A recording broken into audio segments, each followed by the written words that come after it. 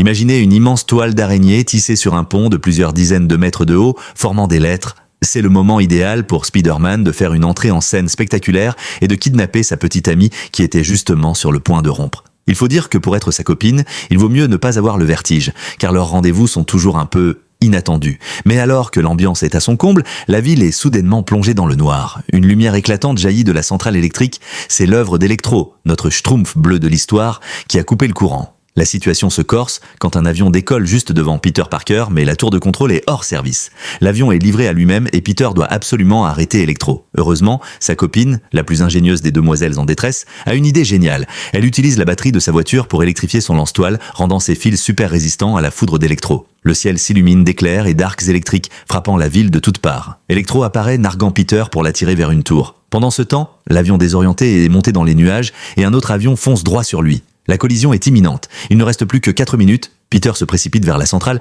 Il brise une énorme conduite d'eau, espérant piéger le méchant. Mais Electro ne se laisse pas faire et met Peter en grande difficulté. Mais au bon moment, sa copine arrive en trombe avec la voiture et percute Electro. Peter a alors une idée de génie. Il attire Electro sous un câble électrique sectionné et utilise sa super toile pour le reconnecter. Il ne reste que 60 secondes avant l'impact. Au sol, les gens retiennent leur souffle. Electro continue d'attaquer, mais Peter y met toute sa force pour enfin relier les câbles. Juste à ce moment-là, sa petite amie coupe le courant général. L'électricité revient en un instant et Peter donne l'ordre aux avions. Il se voit déjà, la collision est évitée de justesse. Pendant que j'écris ces mots, j'apprends la nouvelle de la situation tragique au Guangxi. Et ces images de films si émouvantes me donnent l'envie de prier pour les victimes.